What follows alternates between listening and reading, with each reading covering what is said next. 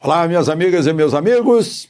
Chegou a hora do nosso encontro nesta quinta-feira, 1º dia de dezembro. E em 1º de dezembro de 1902 era lançado o livro que é tido assim como talvez o máximo, o mais conhecido do país, Os Sertões, de Euclides da Cunha, enviado especial do jornal O Estado de São Paulo, lá para a luta em Canudos, do Antônio Conselheiro. Eu lembro que quando eu estive na casa do Jorge Luis Borges, em Buenos Aires, pelo Jornal do Brasil, lá por 1974, quando eu falei de literatura brasileira, ele disse Euclides, Sertões, mais lembrado. A gente fica assim com tremendo orgulho. Bom, não esqueça de se unir a nós, se inscreva aí e ao final não deixe de mostrar o seu gostei ou não gostei. Vamos então à conversa de hoje.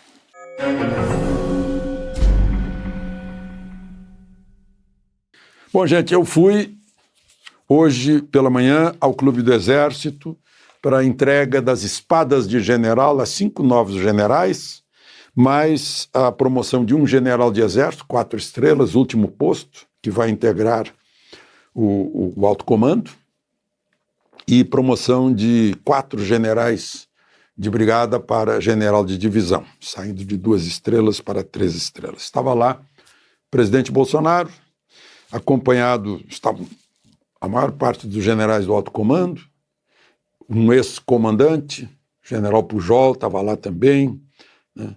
E comandante de São Paulo, comandante de Recife, os oficiais generais, o ministro da Defesa, o companheiro de chapa de Bolsonaro, o vice-presidente general Mourão, o chefe da Secretaria-Geral, general Ramos, né?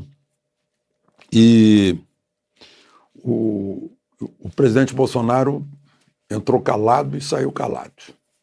Permaneceu calado o tempo todo. Eu fiquei tentando... Teve gente que percebeu lágrimas até. Eu estava meio atrás, eu não vi. Mas ele estava fechado. E eu fico pensando, né? Ele foi eleito vereador, depois foi eleito 6 vezes deputado federal, foi eleito presidente da República, sendo deputado federal, como se chamava, do baixo clero, ganhou 8 eleições consecutivas, além de ganhar as eleições, elegeu os 3 filhos, elegeu governadores, elegeu senadores, elegeu deputados federais, elegeu deputados estaduais, e agora sofre esse baque. Primeira vez que ele não tem vitória numa eleição. Imagino que, como é a primeira, ele ainda não digeriu, né? Ainda mais na situação em que foi, né? Em que ainda restam dúvidas. Tem o povo dele na rua, na frente dos quartéis, né? Exigindo cumprimento da Constituição, exigindo transparência na eleição. Tem uma coisa que muita gente não entendeu ainda, né? Que ele é daquelas pessoas que contraria os hábitos da política brasileira, como o Jânio Quadros, como o jovem Collor, como seria Enéas Carneiro, por exemplo, se fosse eleito presidente da República, acho que seria empichado. Porque ele veio para renovar a política, para acabar com essa oligarquia, com esse patrimonialismo em que os políticos se adonam do Estado brasileiro, que é do povo brasileiro, não é deles. Eles são apenas representantes e mandatários, porque os mandantes são o povo. O povo é a origem do poder, o povo é que manda, né? Então, parece que o mecanismo não encontrou ninguém que fosse capaz de evitar a reeleição de Bolsonaro, a não ser o popular Lula, né, que tem grande popularidade. Então foi pensado lá, depois de tudo que aconteceu na Lava Jato, aliás, foi condenado hoje mais um da Lava Jato, daqui a pouco eu falo nisso, e foi para essa eleição que nas circunstâncias que aconteceram, né, Bolsonaro sabia que seria assim. Tanto que ele foi o autor, como deputado, da emenda que foi aprovada, foi derrubada por Dilma, derrubaram o veto de Dilma e, por fim, o Supremo derrubou a emenda da exigência de comprovante impresso do voto digital para situações como essas. Bom, abri um parênteses aí no ato de entrega de espadas a 5 novos generais, 5 coronéis que foram promovidos a generais, vão cumprir missão, alguns na Amazônia, 2 acho que vão para a Amazônia, um vai para Natal, outro vai para Florianópolis, né, outro vai para o Rio Grande do Sul, para comandar brigadas, eles são generais de brigada. E falou saudando os novos generais e os generais promovidos, o chefe do Estado-Maior do Exército, o general Valério Stumpf. Eu peguei aqui algumas coisas que ele disse, se dirigindo aos que receberam espada de general, ele disse: tenho a convicção de que os nossos novos oficiais generais, soldados experimentados, forjados no cumprimento das mais variadas missões, empunharão a espada que em breve receberão com segurança, equilíbrio e sabedoria, honrando a si e a história de nossa instituição. Depois ele se referiu a uma questão atual que envolve todos nós, todos vocês, o mundo digital, as redes sociais. Diz ele: o mundo em que vivemos, caracterizado por um cenário estratégico volátil, incerto e menos globalizado, traz novos desafios e oportunidades. Nessa conjuntura tão complexa, o elemento mais marcante que forja narrativas do mundo contemporâneo é a revolução digital, representada pela velocidade quase instantânea da informação. As mídias sociais, que mudaram a forma de comunicação, constituem um desafio, pois possuem potencial para alterar a percepção real dos fatos. Nesse novo ambiente informacional, precisamos de líderes dotados de elevado grau de iniciativa, visão estratégica e capacidade para conduzir seus homens com a crença nos valores militares e a confiança na hierarquia e na disciplina, bases de nossa instituição. Isso ele se dirigindo aos oficiais que vão comandar. Brigada, divisão, regiões e antigamente chamava de exército, né? Comandos militares. E aí lá no final ele diz: os desafios de hoje não são diferentes dos desafios superados por aqueles que nos antecederam e construíram um exército profissional, efetivo e respeitado. O braço forte que protege e a mão amiga que apoia. Um exército firmemente comprometido com suas missões constitucionais. Palavras do general Stumpf, diante do presidente da República, de generais do alto comando, de comandantes do Exército, né, e saudando os novos generais. Bom, vamos em frente. O novo presidente. Eu hoje ouvi a presidente de Honduras, Xiomara Castro, anunciando para o seu povo, fazendo um discurso, que dia 1º de janeiro vai estar no Brasil para cobrar de Lula uma promessa que ele fez ao então presidente Zelaya, aquele do chapelão que tomou conta da Embaixada Brasileira depois que foi destituído pela Suprema Corte de Honduras e pelo Parlamento. Promessa de 2 represas para Honduras.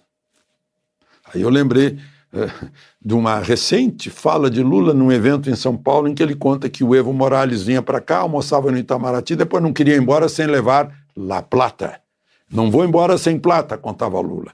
Aí Lula disse que tinha que acionar Celso Amorim, que estava ali atrás dele.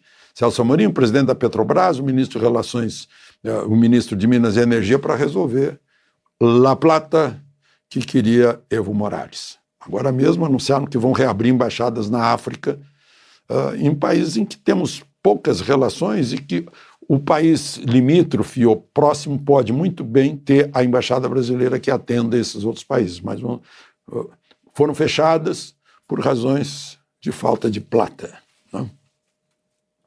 Outras coisas, eu não sei como é que vai atender o MST, né? Porque, por exemplo, o Chico Graziano, que é uma grande autoridade do agro, né? No agro, no meio ambiente, já foi 2 vezes secretário em São Paulo, foi secretário de Fernando Henrique, ele disse que não tem mais propriedade para ser desapropriada, que quem tem terra está aproveitando a terra. Não tem mais terra improdutiva, né? Então vai ser difícil, ao mesmo tempo que os sindicatos estão aproveitando aí, opa, cadê a grana que a gente perdeu do imposto sindical?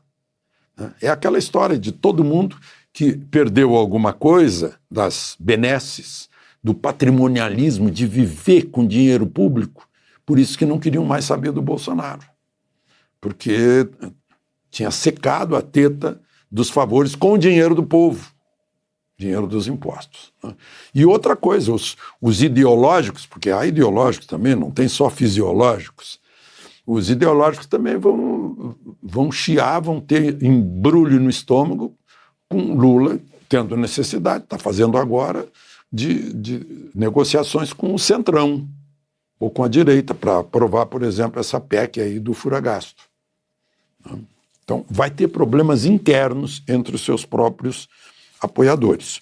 Bom, é óbvio que são coisas que vão acontecer. Ministro Alexandre de Moraes agora está querendo restringir ainda mais restrições, aumentar ainda mais restrições para juízes, para os magistrados, na rede social. Lei da mordaça, calando a boca. Ele se pronunciou hoje, lá votando, estão votando, a Associação de Magistrados Brasileiros e a Associação dos Juízes Federais entrou com uma ação no Supremo para derrubar uma resolução do tempo de Toffoli, presidente do Conselho Nacional de Justiça, que restringia a participação de juízes nas redes sociais. E Moraes acha que ainda é pouco. Ele quer ir além do Conselho Nacional de Justiça também. Aliás, é bom que vocês saibam que o Supremo não está sob o Conselho Nacional de Justiça. O Conselho Nacional de Justiça julga todo mundo, menos o juiz do Supremo. Isso é com o Senado, com o Rodrigo Pacheco, né? Já votaram para manter a resolução do Conselho Nacional de Justiça, além de Moraes e Toffoli, obviamente, Rosa Weber, e tem mais alguém que já votou, Fachin. Aí Cássio Cunha Lima, o ministro Cássio pediu para Cássio Nunes Marques, perdão, né? Cássio Cunha Lima, ela é da Paraíba, pediu para decidir esse assunto em plenário, nada de votação digital, que o negócio é grave. Falando em justiça, lembra no diretor da área internacional da Petrobras, o Pedro, o Jorge Zelada, ele, segundo a polícia, segundo o Lava Jato, recebeu uma propina de $3.300.000 que foram para a Suíça, né? Por causa de uma plataforma da Petrobras. Era aquela festa, né? Todo mundo teme agora que volte a festa. E foi condenado hoje, na 3ª Vara Criminal Federal do Rio de Janeiro, a 9 anos e 5 meses de prisão. Só que ele está em liberdade. Ele foi preso em 2015, depois foi solto em 2019, está em liberdade, vai recorrer em liberdade. E, por fim, sempre eu deixo uma notícia boa por fim, né? O PIB do 3º trimestre não cresceu como esperávamos, mas já cresceu mais que o da Alemanha, da França, do Reino Unido, do Japão, da Coreia do Sul e bem mais que do Chile. Cresceu menos que o da China, das Filipinas, da Arábia Saudita, da Colômbia, do México, dos Estados Unidos e do Peru. Mas cresceu. E, ao mesmo tempo, balança comercial de novembro, 6 bilhões e 700 milhões de dólares de superávit. A gente já está com superávit de 50 bilhões de dólares neste ano. Exportamos até agora, neste ano, 309 bilhões e importamos 250 bilhões. Isso também mostra a pujança da economia brasileira. Herança bendita. De Brasília, Alexandre Garcia.